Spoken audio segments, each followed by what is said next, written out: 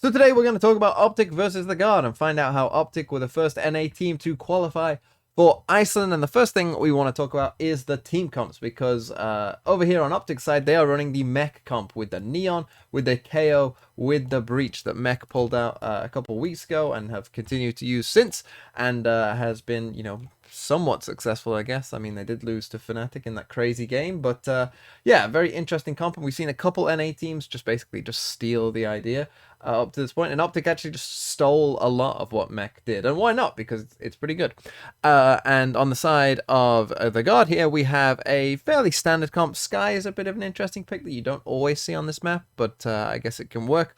And yeah, pretty standard thing from them. But again, I will just say, and I mentioned this in the G2 versus Liquid analysis I did on this map again, that neither of these team comps can really go A, because they don't have, like, for instance, any way of getting control of this space, because they don't have, like, a Viper Wall and Viper Orb that could go up there. They don't have Cypher Cages that can go in, like, these two spots to just give them, like, early control of this. It's very difficult with these two team comps.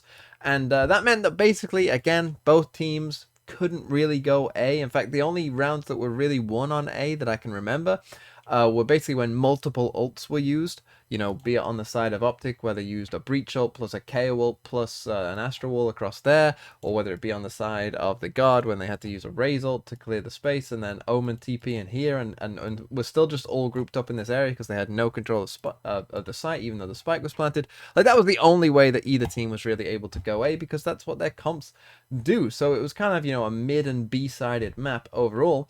But let's take a look at how it's going. So we'll start with round 2 here, because I think if you haven't seen this comp and you haven't seen mech run it, one of the sort of strengths of this comp is these three agents together here, as we see right now. The Breach, the Chamber, and the Neon. Because of course with the Chamber slows, it makes any stun potential from Breach a lot more likely to hit. And then the idea is, so you get Chamber slow, Breach stun, Neon runs in, she maybe stuns as well in mailroom, free kill. That's generally how mech used it, and that's what OpTic were kind of doing here. They had a little variation on it, because what they did was FNS stunned this early so that Ye can get this very aggressive chamber trap down, which obviously means, as you can see, Ye is also now just watching heaven. So they have 3 people watching this area, which is obviously very strong, and until this trap gets destroyed, Ye can just, help with the guarding of heaven, which is really, really nice. It does mean that FNS doesn't have a stun, though, so when Net here does come in and destroy this chamber trap, he's going to have to flash instead of stunning. And the problem with the flash instead of it being a stun is that obviously your opponents can get away, because there's nothing stopping them from moving away. So they were able to get away, and the Neon has to stay patient and not try and run in there. But they will get their chance a bit later in this round. You can see, actually, if we go to the map here as well, the kind of struggle of this Omen to take any space on A. Like, it's just not going to happen with an Omen. You can't really afford to waste your smokes when you're the only controller as this Omen. So, yeah, it's going to be really difficult for them to ever sort of take A control, and you can see that with this Omen. But here we go. I think we're about to see some of that potential. Yeah, here's FNS stun. We're going to get the Neon stun there, off the wall. Out goes the Breach stun as well, and you can see Jonah P is just absolutely screwed. And that is, in general, how this idea works as a whole, and I think it's really, really quite strong, as we saw there. And now let's come to round number 3, and in this one, OpTic are going to start out with this really nice little push here with a lot of utility. Doesn't actually end up finding much for them, but here you go. You got the stun, you got all the Astra utility going in there as well. They only end up really breaking a trip for it, though, unfortunately for them. And then they're going to try and regress. I guess because the Neon didn't see anyone, they're not expecting it to be more than one person. But what they're going to do is they're going to regress with that flash there for Victor.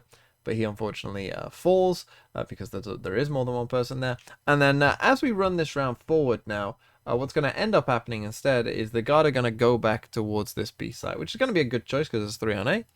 And Ye here, has the potential, to really mess this up. But with the Omen flash, he's blind and he ends up getting traded. And okay, we are in a 4v3 with rifles for the Guard, but they are going to mess this up, as you kind of have to. If you're going to lose this situation, you have to do some things wrong. But they get the plant down.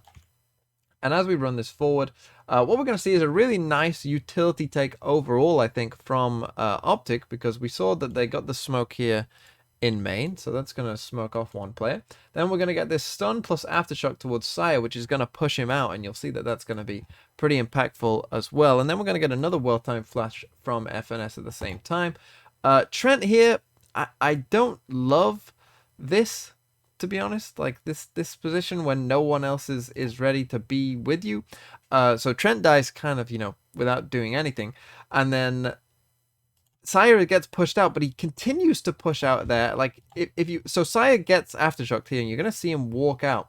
If you take a look at the map, you're gonna see him like have to walk out, but then I think he pushes out. Like I think he can stay here and not get caught by the aftershock. But if you look at the map and where he ends up dying, I don't quite know why he's this far out in the open, but he ends up paying for his life for it. Then we end up in a 2v2 around the tower, and it's just not that well coordinated. I think if you're the guard here, you should just maybe even just push aside. Maybe you should just, you know, re-aggress down here and try and take the fight to them.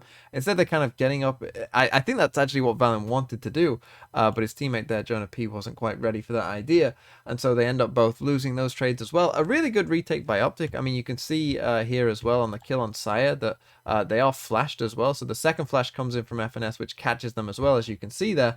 Really well timed as well from OpTic overall, and a really nice retake. And now let's come to round number 11. And the Guard have just won 6 rounds in a row, but they're going to make a fatal mistake. They're going to try and go A with their comp, and it just doesn't work. And you're about to see what I mean, because it's just very hard to get control of this area of the map without, as you can see, giving up control of every single where else. And so this means that you have to, you know, be pretty quick, and they're just going to get slowed down by Ye, and then from there they really never have a chance. And let's take a look at that now, because what's going to happen here is we're going to get a stun, we're going to get a Seekers, we're going to get a flash, but Ye is able to avoid it all. He just avoids that flash there, comes back out, teleports out, and now there's a problem, because, you know, there's no reason why Ye can't have teleported back here instead, and so they can't really push this at any point, right? Because he could be there with an up. And so another one is almost guaranteed to die if he is back there. He actually isn't in this case, but if he was, and he could be, you know, you can't really push into that. And so they've run into the problem again where they can't get this A control, and they can't really push onto this site very easily. Then we also get the pop of this KO ult, which is just going to slow them down even more. And they have no map control, so they can't really go anywhere else without taking a big risk. They've lost their sky as well, so clearing things that they might, you know, suspect people to be in a certain place isn't going to help. Eventually what we're going to get is this Omen smoke in here, which, you know, again, is going to tell OpTic exactly what's going on. So there it is. There goes the smoke. It comes in here. And obviously this is from the Omen, the attacking Omen. But obviously this is kind of the same smoke that defenders would put up to stop you pushing the site. So there's no way they can actually go towards site with this smoke up. But they have to do that, because otherwise, you know, there's nowhere they can go. So they have to use this smoke to just try and go up ramp and hope that something can work from that. And the problem with that is, obviously, it's very obvious that that is what you have to do. And so OpTic are going to react to that and know what's coming. And so they have a lot of eyes towards that point of the map here with both Crashies and Ye. They get a bit unlucky here that Ye is able to just hit that shot, and then Crashies is able to get one as well, because it was obvious where they had to go. And so that was pretty much round over. And this is what a lot of any A executes without multiple ults looked like. It didn't look that great. And now let's come to the pistol round for OpTic on the attacking side now. So the half ended 6-6, and this I think was one of actually the only few full site executes that I thought was actually very impressive. You know, there were some okay things going on, but I think that this might be the only one that I was like, oh, that looked really sick. That was really cool execute that they managed to do, and it's from OpTic on this B side. They're already in a 5v4. Yay, go kill. Found net. And here we go. So let's try and take this slow. So a lot is going on already. So we got a breach flash down here. Then we got the neon wall up here as well. Obviously we've got the KO knife on this, encircling all of that area. And as we move this forward a bit more, we're then going to get breech stun, as you can just see down here. So we get the breech stun as well. And then we're about to also get Astra Suck in there as well, because obviously they know with all this utility and the breech stun, that's going to push people over this way. And so then we're going to get an Astra Suck in there as well. But really, really cool. So they start to get on towards site. Then we're going to get Crashies. Nice little pop flash through the neon wall. That gets them the first kill. Here's that Astra Suck. Gets them the second kill. All of a sudden, they're in a 5v2. It ends up, I think, being a 3v1. But, of course, they are going to be able to close out the round. So I thought that that was a really nice execute from OpTic. And well, I'd like to see more of this, because I don't think we saw too much of this in this game, but it was a really, really nice side take. And now let's come to this round, round number 15. And this is actually a round that OpTic aren't going to win, but I think that this kind of strategy on split is the best way to try and attack this map. And you'll see what I mean. So we've got 57 seconds left in the round, and we've got a bit of pressure here towards A, and these two basically have been, you know, threatening the people towards this A side, just running up and down, you know, not really taking fights, but just causing a bit of panic in there. And what we're going to get is a bit of a start towards this A heaven side, and they're going to get this chamber to push back.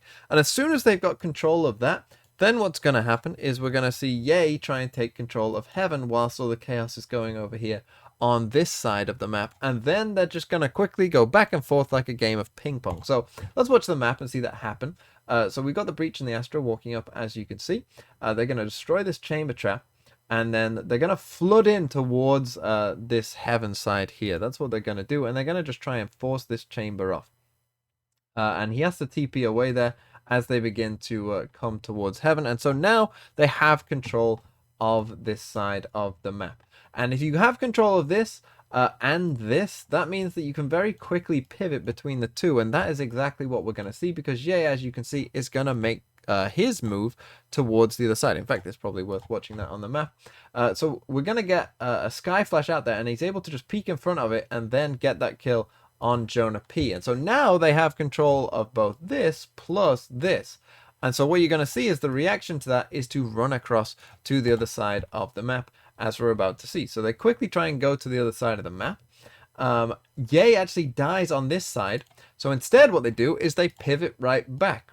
You know, they just go right back the other way instead, and hoping that Crashy's here can maybe pick up a free kill. Now Crashy's timing here isn't great for him, as you're about to see, because he could get a free kill, I think, here, you know, if he just swings, but he swings a bit late. But they do end up getting net anyway. Now, the only reason they don't win this round here is because of this shot from Trent is very good, and this upcoming shot by Valen is also very good. That's really the only reason they didn't win this round. But they do have worse guns, and so I thought overall on a bonus, this was a really nice round, and I think it goes to show, like, how to attack split. Like, this is a very good way of attacking split in general. The only thing I would say is, like, the ideal split attack, in my opinion, is you get 3 people in mid here, and you get those people in mid to try and take as much control in here as you can, and as much control in here as you can. And if they can get both of them and push everyone back onto the site, you'll win the round. And then if you have one person on each extremity coming in as well, that means no matter which way you go, you get a bit of pressure from the extremity, you get a pressure coming in from the mid side, and I think you will win a lot of attacking rounds that way. Now that's a lot of, you know, things you have to do with these 3 people in mid, but if you can achieve that, I do think that you will have a lot of success. And so that is how OpTic managed to find their way to Iceland. It's no surprise to me that the team that perhaps plays the most like an EMEA team in NA is the one that is going to the international tournament.